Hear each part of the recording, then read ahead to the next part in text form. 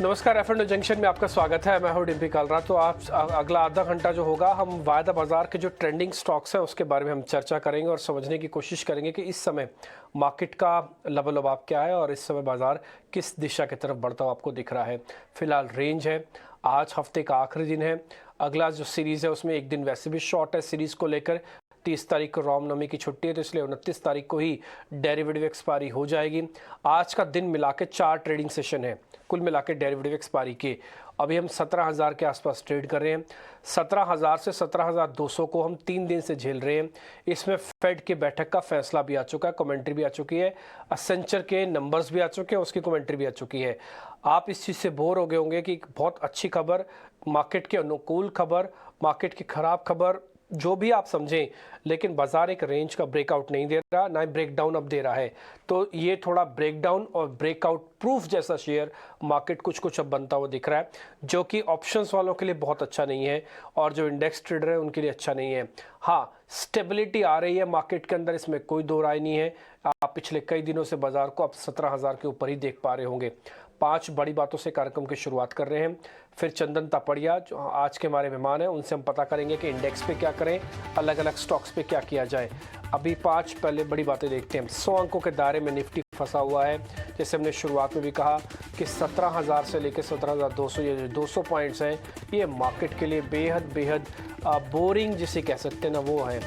Bank Nifty में अगर आप देखेंगे तो 12 में से 8 शेयरों में आज तेज़ी है, पलड़ा थोड़ा सा भारी है। हमने आज सुबह आपको रोल ओवर का नंबर भी बताया था कि जो बैंक निफ्टी का रोल ओवर है ना हो रहा है, वो 45% था कल तक। अभी के डाटा भी मैं आपको चेक करके बता दूंगा। लेकिन ये अच्छी बात है कि रोल ओवर के एग्रेशन बैंक निफ्टी पे दिख रहा है, जबकि निफ्टी इसका आधा है, 23% का रोल ओवर था। बैंकिंग काउंटर्स के अंदर अच्छी मजबूती है, ये आईटी के साथ मजबूती है। अमूमन इन दोनों को अगेंस्ट माना जाता है, यानी कि जिस दिन आईटी चलेगा इंडेक्स मैनेजमेंट के तौर पर, उस दिन बैंक ज़्यादा एग्रेसिव नहीं चलते। लेकिन अभी आपने जो दूसरी बात देखी उसमें से 12 में से 8 बैंक चल रहे हैं, यानी कि बैंक निफ्टी हरे निशान में। और एसेंचर के नंबर का आईटी शेयरों में भी तेज़ी है, specially mid cap IT. Frontline भी चल रहे हैं, लेकिन उनमें परसेंटेज गेन बहुत ज़्यादा नहीं है, जैसे कि इन्फोसिस है, टीसीएस है। लेकिन साइन जो 6% ऊपर आपको भी स्क्रीन पर दिख रहा था। अब जब ये सब कुछ हो रहा है तो कुछ हद तक मेटल के स्टॉक्स में थोड़ा गिरावट हमको वापस देखने को मिल रही है। क्या ये कहें कि 1-2 दिन का जो बेस बना था वो वापस कोलैप्स होते दिख रहा है। जीएसपीएल सेल में आज 3% से ज़्यादा की गिरावट है। डॉलर इंडेक्स को क्लियरली वॉच करना होगा और चाइना को भी इसमें वॉच करना होगा, और साथ ही यूएस से क्या कमेंट्री आती है उसको लेकर भी। मेटल्स में बहुत बड़ा हिस्सा ग्लोबल मार्केट्स का होता है, डोमेस्टिक खपत का हिस्सा, उसकी डिमांड का, उसकी प्राइसिंग की वेटेज बहुत कम है, इसलिए मेटल्स क्लियर सिंबॉलिक मीनिंग होता है ग्लोबल मार्केट्स का। इंडिया विक्स इस समय सपाट है। Real estate, energy, PSUs bank में हल्की कमजोरी आपको देखने को मिल रही है।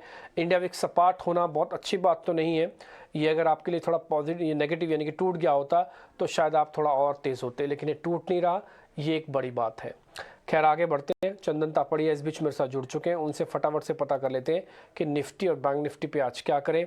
एक काम करें, आप निफ्टी की एफ&ओ वाली प्लेट और बैंक निफ्टी की एफ&ओ वाली प्लेट भी ले आइए, उसमें ओपन इंटरेस्ट ज़रूर हम चेक कर लेते हैं एक बार कि इस समय क्या है। और एक और चीज़ आपने नोटिस की होगी, चंदन भी अच्छे से समझते हैं, वो है प्रीमियम का श्रिंक होना। प्रीमियम पिछले 7 दिनों में बहुत स्पीड से घट गया।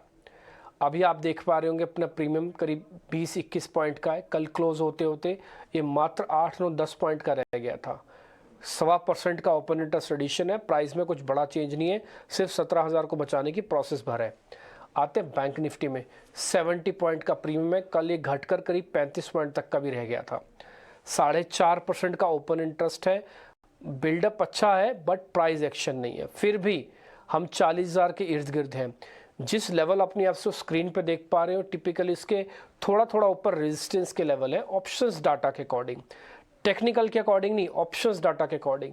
जैसे 40,000 की कॉल्स को एग्रेसिवली राइट किया गया, 17,200-300 की कॉल को एग्रेसिवली राइट किया जा रहा है, तो ये ऑप्शंस डाटा के हिसाब से इंपॉर्टेंट है। अब चंदन आपको बताएंगे करना क्या है। चंदन जी नमस्कार सर, जरा बताइएगा निफ्टी पे क्या करें और बैंक निफ्टी पे क्या करें सर। जी नमस्कार। देखिए, सबसे पहले तो निफ्टी की बात करें तो निफ्टी एक दायरे में फंसा हुआ है। अच्छी बात यह है कि इसने 4-5 दिन पहले 16,850 16,828 के बेस बनाए, बट कंसर्न यह है कि पिछले 2-3 दिनों से ये 17,200 निकाल नहीं रहा है, तो इस बड़े दायरे में हल्का सा डिप आया, इसके लिए हम बाई ऑन डिक्लाइन की रणनीति रखेंगे।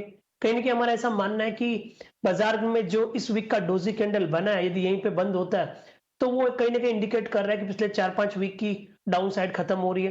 तो उसको ध्यान में रखते हुए हम बाई ऑन डिक्लाइन की रणनीति यहाँ पे अपनाने की सलाह देंगे।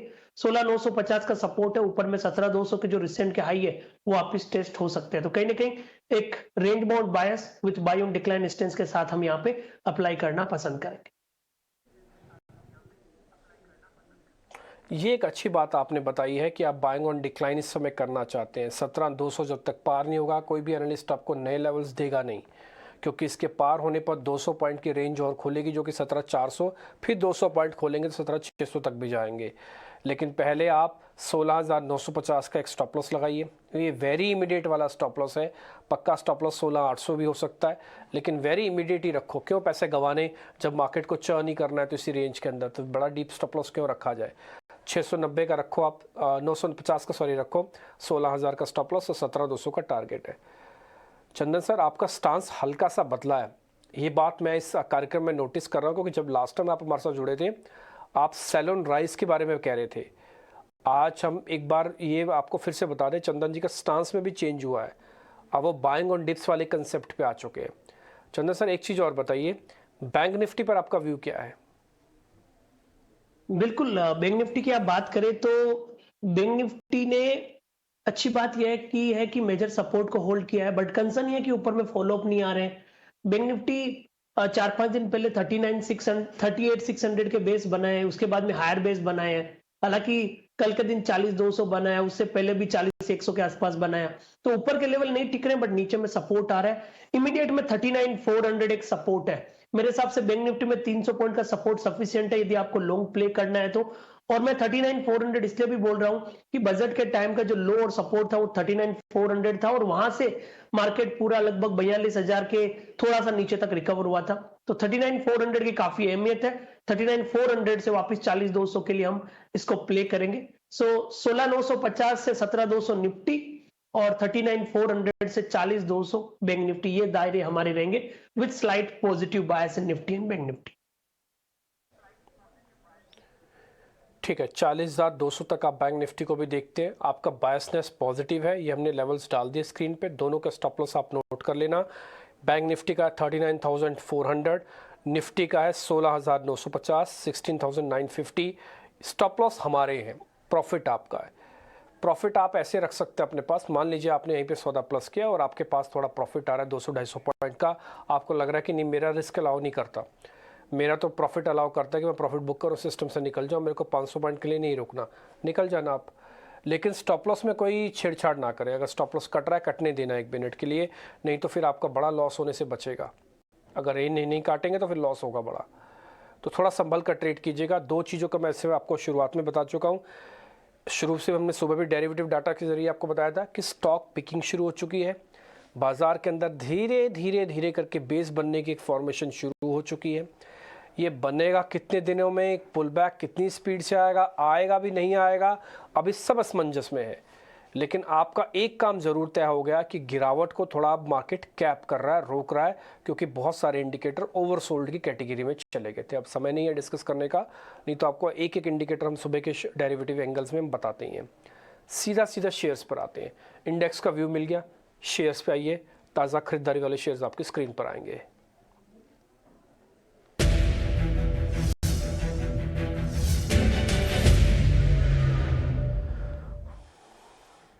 एसेंचर के नंबर आने के बाद चंदन सर हुआ क्या है कि ना, आईटी स्टॉक्स पे सबकी नज़र गई है, खासकर मिड कैप आईटी के अंदर, है ना। एलटीआई माइंट्री आप देखें करीब 1% ऊपर है, औरबिंदो फार्मा आज करीब 2 से 2.5% ऊपर है। ये आईटी एग्रेसिव और दूसरा फार्मास्यूटिकल का डिफेंसिव शेयर हमको मिला है। इन दोनों पे क्या करें? बिल्कुल, देखिए आईटी काउंटर की बात करें तो आज जो नास्डेक की कंपनीज है टेक्नोलॉजी आईटी रिलेटेड, वहां पे रिकवरी हुई, इसके लिए यहाँ पे थोड़ी सी रिकवरी देखने को मिली है। बट कंसर्न ये है कि मेजर ट्रेंड यहाँ पे अभी भी प्रेशर में है। इन काउंटर्स की बात करें तो हल्के से मूव बन सकते हैं, बट कंसर्न ये है कि फॉलो अप नहीं देखने को मिल रहा है। मैं सबसे पहले यदि मान लो एलटीआईएम की बात करूं तो एक दायरे में कामकाज कर रहा है, अभी लगभग 4650 है, नीचे में सपोर्ट है वो 4500 का है, रेजिस्टेंस है वो 4800 के आसपास है, और हम उसके इन बिटवीन ट्रेड कर रहे हैं। तो न तो मेजर कोई बाय का ट्रेड है न सेल का ट्रेड है, बस इस रेंज को प्ले करने की सलाह रहेगी। उसके अलावा दूसरा आईटी काउंटर उसमें भी ऐसा सेटअप देखने को मिल रहा है। कंपैरेटिवली आप यदि एक आईटी को पूछोगे इन सबसे कंपेयर करके तो मैं टेक महिंद्रा पे फोकस करूंगा, जिसने 2 दिन पहले 1087 के सपोर्ट से रिकवरी दिखाई है, हल्का सा फॉलो अप है।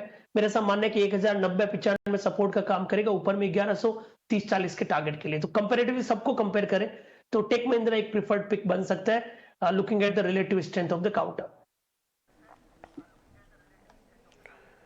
ठीक है, टेक महिंद्रा एक कंपैरेटिव अच्छी स्ट्रेंथ दिखा सकता है। हालांकि हमने एक आईटी कंपनी रखा था और एक फार्मास्यूटिकल कंपनी रखा। टेक महिंद्रा एडिशनल है आपके लिए।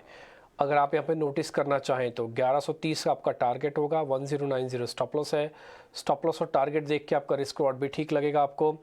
रही बात, हमने जो 2 शेयर सर से पता किए थे कि एलटीआई के अंदर क्या किया जाए, ऑरोबिंदो के अंदर क्या किया जाए। एक काम और करते हैं, जरा ऑरोबिंदो का भी मैं आइडिया ले लेता हूँ। सर जरा ऑरो फार्मा चेक करोगे क्या, वापिस इसका जरा लेवल्स बताओगे? ओके, ओरो फार्मा की हम यदि बात करें तो आज देखिए फार्मा काउंटर चल रहे हैं और फार्मा के सारे काउंटर्स की आप बात करें तो ओरो फार्मा और डॉक्टर रेड्डी 2 ऐसे काउंटर है जहां पे स्ट्रेंथ बनी हुई है। ओरो फार्मा आप देखोगे तो लगभग 3-4 महीने का कंसोलिडेशन ब्रेकआउट हुआ है, डेली चार्ट में एक पॉजिटिव प्राइस पैटर्न बना है, तो यहाँ पे बिल्कुल पॉजिटिव बायस रहेगा। इनफैक्ट खरीदारी के मौके भी ढूंढने चाहिए। 485 के आसपास के सपोर्ट है, 525 तक के अपसाइड बन रहा है। ओके ठीक है, औरबिंदो फार्मा की प्लेट भी आपकी स्क्रीन पर आ जाएगी। सीधा मैं आपको लोकसभा भी ले चलता हूँ जहाँ पे वित्त मंत्री फाइनेंस बिल रख रही है सामने। स्वीकृत किया जाए, जो सदस्य के पक्ष में वो हाँ कहे, जो सदस्य के विरोध में वो ना कहे। मेरे विचार में निर्णय हाँ वालों के पक्ष में हुआ, हाँ वालों के पक्ष में हुआ। संशोधन स्वीकृत हुआ। प्रश्न है कि खंड 3 यथा संशोधित विधेयकांक बने, जो सदस्य के पक्ष में वो हाँ कहे, जो सदस्य के विरोध में वो ना कहे। मेरे विचार में निर्णय हाँ वालों के पक्ष में हुआ, हाँ वालों के पक्ष में हुआ। खंड 3 यथा संशोधित विधेयकांक बना। प्रश्न है कि खंड 4 विधेयकांक बने, जो सदस्य के पक्ष में वो हाँ कहे, जो सदस्य के विरोध में वो ना कहे।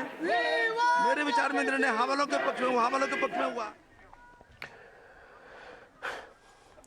तो ये लोकसभा की कार्रवाई हो रही है। फाइनेंस बिल यानी कि बजट के 2 हिस्से होते हैं। एक हिस्सा जिसमें बजट पेश किया जाता है, फिर बाद में उस पर डिबेट होती है, कुछ ऑल्ट्रेशन किया जाता है, बाद में सदन इसकी अप्रूवल देता है। ध्वनि मत से ही पास किए जा रहे हैं। हालांकि लोकसभा की कार्रवाई के अंदर आप काफ़ी शोर भी सुन पा रहे होंगे, लेकिन उसके बावजूद भी जो स्पीकर ऑन चेयर हैं वो ध्वनि मत के ज़रिए लगातार येस और नो का जवाब सुनते हुए उन सब फाइनेंस बिल के अंदर जितनी भी ऑल्ट्रेशन हो रही हैं उन सबको क्लियर कर रहे हैं। खैर हम आगे बढ़ते हैं, वापस मार्केट पे 1 मिनट के लिए लौट आते हैं। अभी तक हमने आपके सामने जो ट्रेड रखे हैं उसमें हमने आपके सामने 2 तो आईटी कंपनी रखी हैं। एक तो आपके सामने एलटीआई माइंट्री, दूसरा टेक महिंद्रा जो चंदन सर ने ऐड कर दिया। औरबिंदो फार्मा का टारगेट स्टॉप लॉस भी आपकी स्क्रीन पर आ चुका है। अब आपको चॉइस भी करनी हो तो भले आप कर सकते हो, आईटी फार्मा में से कोई एक चुनना हो, या आप टेक महिंद्रा जो सर ने प्रोवाइड किया तो उस पर भी फोकस कर सकते हो। इंडेक्स का व्यू हमने दे दिया, स्लाइटली पॉजिटिव है। 16,950 अब नहीं जाना चाहिए, स्टॉप लॉस हो गया। इसके अलावा बैंक निफ्टी में 40,200 आ जाना चाहिए और 39,400 ये हमारा एक स्टॉप लॉस होगा। तो काफ़ी हद तक चीज़ें हम क्लियर करते हुए आपके सामने रखते हुए चल रहे हैं। तेज़ी वाला सेगमेंट खत्म हो रहा है यहाँ पे। अच्छा, इसमें शॉर्ट कवरिंग के शेयर रह गए, मैं एक काम करता हूँ फटाफट से वो भी पता कर लेता हूँ, फिर हम कंप्लीट करेंगे इसको। HALS और हिंदुस्तान एरोनॉटिकल्स, इसके पास 2 अहम ट्रिगर हैं। पहला एक तो OFS का, दूसरा ये F&O बैन में भी है आज शेयर। मैंने तो रेयर देखा HAL भी बैन में चला जाता, अभी बैन में चला गया सर, 4% ऊपर भी है। एक तो इसमें क्या करें, और दूसरा थोड़ा दीपक नाइट्रेट अभी था हरे निशान में, लेकिन अभी ये वापस से रेड हो गया। काफी ओपन इंटरेस्ट पोजीशन से, हालांकि आज तो यहाँ पे 18% पोजीशन कम हुई है।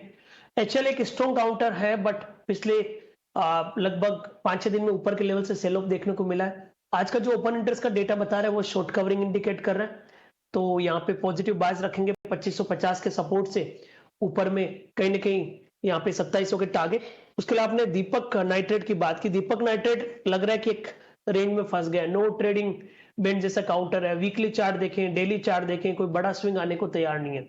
बट अच्छी बात है 1770 का सपोर्ट है। आपका जो भी पोजीशन है 1770 के सपोर्ट को ध्यान में रखें, ऊपर में 1850 का हर्ड है। ओके ठीक है, दीपक नाइट्रेट का लेवल्स भी आपको मिल रहे हैं। हिंदुस्तान एरोनॉटिकल्स के लेवल्स आप नोट कर लें, इस भी 2700 का टारगेट है। 25.50 का स्टॉप लॉस है, तो ये भी हाँ में आ गया। तो हमने आपके सामने दो शेयर रखे थे डेरिवेटिव्स के लॉन्ग साइड पे। LTI माइंड्री ओके पास हो गया, और विंडो फार्मा लेवल्स आपको मिल गए, उसके अंदर पास हो गया। थर्ड शेयर सर ने ऐड कर दिया टेक महिंद्रा। फिर हमने शॉर्ट कवरिंग की शेयर पता की है HAL हिंदुस्तान एरोनॉटिकल्स, ये आपके सामने पास हो गया। लेवल्स आप नोट कर रहे हैं, तो हर चीज़ के अपने लेवल्स आप नोट करके रखें। स्टॉप लॉसेस का खास कर ध्यान रखें, वॉल्यूम को कम रखें, ये सभी सौदे आपके काम आएंगे। यहाँ पर आके तेज़ी का सेगमेंट, यानी कि हमने जो शेयर्स निकाले थे वो कंप्लीट हो रहे हैं। अब हम मंदी के सेगमेंट की तरफ आगे बढ़ रहे हैं। फ्रेश शॉर्ट्स, ताज़ा बिकवाली वाले सौदे आपकी स्क्रीन पर आएंगे।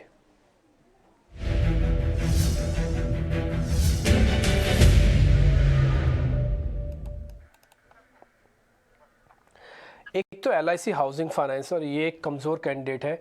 पिछले 3-4 दिन से बैक टू बैक टूट रहा है, आज भी 1.5% नीचे है। ये फ्रेश शॉर्ट्स की कैटेगरी में है।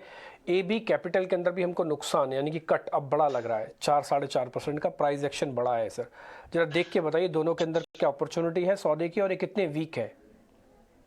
देखिए, सबसे पहले आपने AB कैपिटल की बात की, तो मैं AB कैपिटल का प्राइस स्ट्रक्चर देखूं तो 2-3 दिन पहले स्ट्रक्चर वीक नहीं था, बट एक लेवल पे अटक रहा था। बट अब शॉर्ट्स यहाँ पे बने हुए हैं, हालांकि बड़ी बिकवाली नहीं देंगे, बट जो आज का प्राइस डैमेज हुआ है, कहने की डाउन साइड ओपन कर रहा है। 147 के आसपास चल रहा है, यहाँ पे 151 का हर्डल होगा, नीचे में 140 तक के डाउन साइड यहाँ पे बन सकते हैं। 140 तक आप कहने के डाउन साइड आ सकता है। सर एक बार जरा LIC हाउसिंग फाइनेंस भी चेक करो फिर। बिल्कुल, LIC हाउसिंग पे नेगेटिव बायस है, इनफैक्ट ये काउंटर वीक लग रहा है। Continuously lower top lower bottom के सीक्वेंस यहाँ पे बने हैं। 330 के नीचे ये ट्रेड कर रहा है। मेरे हिसाब से 337 का यहाँ पे स्टॉप लॉस रहेगा मंदी की पोजीशन को कैरी करने के लिए। नीचे में 315 तक के डाउन साइड है, जो मौजूदा लेवल से 3 से 5% की और गिरावट बन सकती है। ठीक है, 315 तक भी शेयर आ सकता है। स्टॉप लॉस भी आपके स्क्रीन पे छप के आ जाएगा। एक और चीज़, हम जितने भी शेयर्स आपको दिखा रहे हैं या बता रहे हैं, उसके साथ बाय और स्टॉप लॉस का टारगेट भी दे रहे हैं, स्टॉप लॉसेस भी दे रहे हैं आपको सेल वाले काउंटर्स में भी। ज़रूरी नहीं है कि सभी शेयर्स में आपको सौदा लेना है, आप छांट सकते हैं, अपनी चॉइस कर सकते हैं। इन सभी सौदों को नोट कर अपने वित्तीय सलाहकार से पूछ सकते हैं कि 18 ऑफ देश के F&O के कार्यक्रम में शेयर डिस्कस हुए हैं, इसमें से कौन सा शेयर ज़्यादा ठीक है। ये सिर्फ हम आपके पटल पे आपके सामने चीज़ें रखते हैं। आप इसमें से कुछ चुनाव करना चाहें, सभी लेना चाहें, ना ही लेना चाहें, वो आपकी कॉल है। अच्छा, कईयों ने ले भी रखा होगा तो उनको आइडिया लग जाता है। एग्जाम्पल के लिए मान लीजिए मेरे पास LIC हाउसिंग का शॉर्ट पोजीशन है, तो मेरे को पता है अभी शेयर जा सकता है थोड़ा और नीचे 15 तक जा सकता है। मान लीजिए मेरे पास LIC हाउसिंग की लॉन्ग पोजीशन है, मैं लेके बैठा हूँ, तो मेरे को पता है कि एक कभी कमज़ोर कैंडिडेट है, इसके अंदर गिरावट अभी और बढ़ सकती है 10-15 पे, तो अपना माइंड मेकअप कर सकता है। अब LIC हाउसिंग फाइनेंस की सिर्फ एक ही प्लेट दिखाने से, एक बार प्लेट वापस से दिखाइए, एक ही टारगेट और स्टॉप लॉस वाली प्लेट दिखाने से दोनों का काम बनेगा। शॉर्ट वालों को पता लगेगा कहाँ तक जा सकता है, जो लॉन्ग करके बैठे उनको रिस्क एपेटाइट पता लग जाएगा कि 315 तक भी आने के चांसेस हैं बॉस, और मेरा शेयर तभी ठीक होगा जब 337 के ऊपर जाएगा। उस उल्टा कर देना जिनके पास तेज़ी की खरीदारी पोजीशन है। तो एक शेयर, हमारी कोशिश इसलिए हम छांट के ट्रेंडिंग स्टॉक्स आपके सामने लेके आते हैं। चंदन जी ठीक है ना? फिर जो आपकी राय है जहाँ पे स्टॉप लॉस लगेगा, इसका मतलब उल्टा भी कर सकते हैं ना उस समय। तो बिल्कुल बिल्कुल सही बात की आपने। बिल्कुल ठीक है, तो ये आपके सामने हमने सारे के सारे ट्रेड रखे। हम यहाँ पे अनवाइंडिंग के कुछ एक शेयर्स हमने निकाले हुए हैं, एक बार जरा वो भी सर से चेक करवा लेते हैं। चंबल फर्टिलाइजर है सर, एक बार जरा वो चेक कर लीजिए चंदन जी, और दूसरा है AU स्मॉल फाइनेंस, इन दोनों को एक बार और चेक कीजिए। बिल्कुल, सबसे पहले चंबल की बात करें तो वीकनेस है यहाँ पे, आज एक ब्रेकडाउन देखने को मिला है। लॉन्ग लिक्विडेशन की पोजीशन यहाँ पे बनी हुई है, तो वीकनेस कंटिन्यू रहेगी। 271 का हर्डल है, नीचे में 255 तक के डाउन साइड बन रहे हैं। AU बैंक की बात करें तो वीक स्ट्रक्चर है, बट नीचे से रिकवरी हुई है, थोड़ा और रिकवरी आए तो बेचें। लगभग 565 के आसपास बिकवाली की सलाह रहेगी। 577 का यहाँ पे स्टॉप लॉस रहेगा, नीचे में 540 तक के डाउन साइड है। ठीक है सर, इसके अलावा जो दूसरा शेयर हमने निकाल के रखा है AB स्मॉल फाइनेंस, एक बार जरा उसके बारे में भी बता दीजिए। ओके, आपने किस काउंटर AU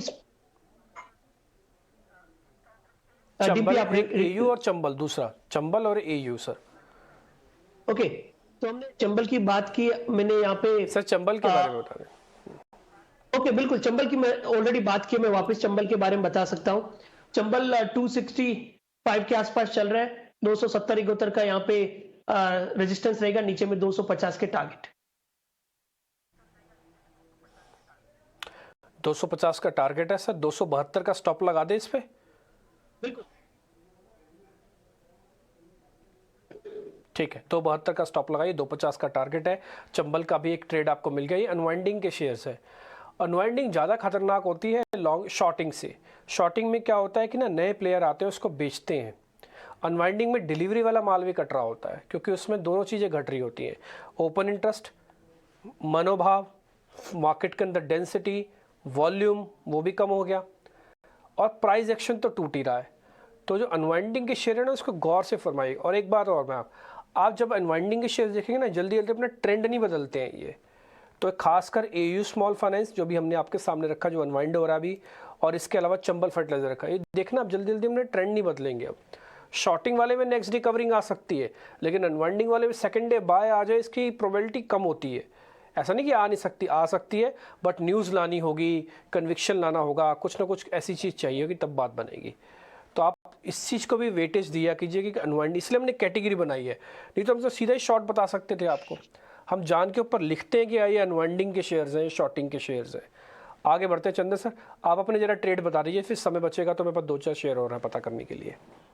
बिल्कुल, देखिए ट्रेड की बात करें तो यहाँ पे इस मार्केट में सेलेक्टिव ट्रेड की बात करेंगे हम। सबसे पहले तो हमने निफ्टी में रिकमेंडेशन दिया है 16,950 के सपोर्ट से 17,200 तक के स्विंग के लिए। और एक ट्रेड में यहाँ पे सेलेक्ट करूंगा जायडस। आप देखो कि आज काफी सेलेक्टिव मूव यहाँ पे देखने को मिल रहा है। मैं जायडस लाइफ की बात करूंगा, और आज भी आप सेलेक्टिव फार्मा काउंटर्स की बात कर रहे थे, जैसे कि ओरो फार्मा, डॉक्टर रेड्डी की। जायडस का काफी स्ट्रॉन्ग प्राइस स्ट्रक्चर है। इस चार्ट को देख के लगता नहीं है कि बाजार के वीकनेस है, तो क्लियरली रिलेटिव आउट परफॉर्मेंस और स्टेबिलिटी देखने को मिल रही है। अभी लगभग 485 486 के आसपास ये काउंटर चल रहा है। 470 के सपोर्ट से खरीदारी की सलाह रखेंगे।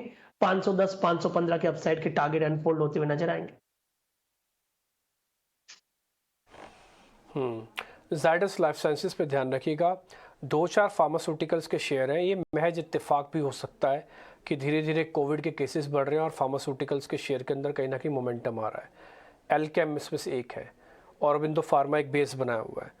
ना चलने वाले 2 शेयर सिंजिन और बायोकॉन के अंदर भी कल के ट्रेड में हल्की हल्की पोजीशनें बनी हैं, और आज जायडस लाइफ साइंसेस सर ने आपको दे दिया, जिसमें टारगेट रखा है 515 का। हम इसको कोई कोरिलेशन किसी के साथ नहीं कर रहे, लेकिन हाँ इस चीज़ का ध्यान रखें कि फार्मास्यूटिकल्स के अंदर थोड़ा पैसा जा रहा है। जब 90% मार्केट के अंदर एफआई शॉर्ट करके बैठे हैं, तो फार्मास्यूटिकल्स के अंदर खरीदारी हो रही है। ये कहीं ऐसा तो नहीं कि मार्केट थोड़ा लंबे समय के लिए साइडवेज रहना चाहता है और इन शेयर्स को थोड़ा रीस्ट्रक्चरिंग करके ऊपर रखना चाहता है। थोड़ा सा कनेक्शन इसको जोड़ने की कोशिश कर रहे हैं हम। देखते हैं आगे क्या होता है। Zydus life sciences by the way आप इसको नोट कर लीजिए। सर एक शेयर मैं आपसे और पता करना चाहता हूं जिसमें तेज़ी दिख रही है, वो है पावर ग्रिड। स्लो मूवर है, बट आज हमारी तेज़ी का कैटेगरी में हमने इसको शामिल किया है। सर लेके रख ले पोजीशन या फिर अभी नहीं ले? देखिए, इसको लिया जा सकता है क्योंकि बाय ऑन डिक्लाइन वाला कैंडिडेट है। 4-5 दिनों के डिप्स के बाद में ये 220 के बेस को होल्ड कर रहा है। और अर्लियर आप देखोगे 218 220 से ब्रेकआउट देके 235 तक गया था, और ये कहीं ना कहीं धीमा काउंटर है, तो ये रिसेंट डिप आया, वहां पे खरीदारी के मौके ढूंढ सकते हैं। 223 पे ले, हल्का सा डिप आए तो ले। 216 के आसपास का सपोर्ट रहेगा, ऊपर में स्लो एंड स्टडी 230-32 के टारगेट। ठीक है, 232 का टारगेट, 216 का स्टॉप लॉस, याद रहने वाला नंबर होगा आपके लिए 216 232। और आपको कोशिश करेंगे डिप मिल जाए तो ठीक है। रिस्क रिवॉर्ड ठीक करना आपके हाथ में है। हम स्टॉप लॉस और टारगेट दे सकते हैं। आपको लग रहा है कि यही मेरा एग्रेशन अलाउ करता है तो आप ले लीजिए। आपको लग रहा है कि 2 रुपये नीचे भी मैं 100 प्लस करूंगा तो कुछ यहाँ लीजिए, 2 रुपये नीचे प्लस कीजिए, तो आपकी एक तो कॉस्ट नीचे आएगी और स्टॉप लॉस के करीब आएगी। 216 230 है। चंदन सर चलते चलते लास्ट में 30 सेकंड आपसे मैं और ले रहा हूँ। कोई ऑप्शन का सौदा आपने ढूंढा है, समझा है, देखा तो वो बता दीजिए, नहीं है तो छोड़ भी सकते हैं। हमें पता है मार्केट एक चर्निंग रेंज का है, नहीं मिलता कई बार ऑप्शन का सौदा। देखो, बाजार ऐसा है कि यहाँ पे स्विंग बन नहीं रहे हैं। आप देखो कि कैसे मार्केट आज दायरे में कामकाज कर रहा है।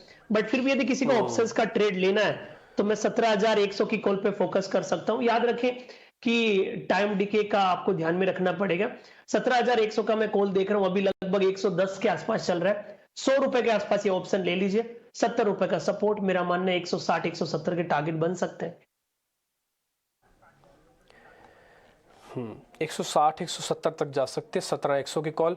मेरा मन था कि शायद आप 17,000 की कॉल देने वाले हैं, 175 पे किया, ठीक है, और प्राइस थोड़ा बढ़ा हुआ है, आप एक स्ट्राइक और ऊपर चले जाएं, 17,100 एट द मनी है, जहां पे खड़े हो वहीं की कॉल है, तो ये मार्केट के मूवमेंट के साथ ही चलेगी, इसलिए टाइम डिके होने के चांसेस कम है। ये एक इंटेलिजेंट स्टेप सर ने आपको दिया है। 17,100 की कॉल 100 रुपये में प्लस करना, अभी चल रही है 110 111, 5-7 रुपये नीचे आ जाए प्लस कर लेना। 170 का टारगेट है, 70 पे एक स्टॉप लॉस है। चंदन सर बहुत बहुत शुक्रिया, थैंक यू वेरी मच आज के सभी सौदे बताने के लिए, एंड हैप्पी वीकेंड सर। बहुत शुक्रिया, थैंक यू वेरी मच। फिलहाल इस कार्यक्रम से भी इतना ही, नमस्कार।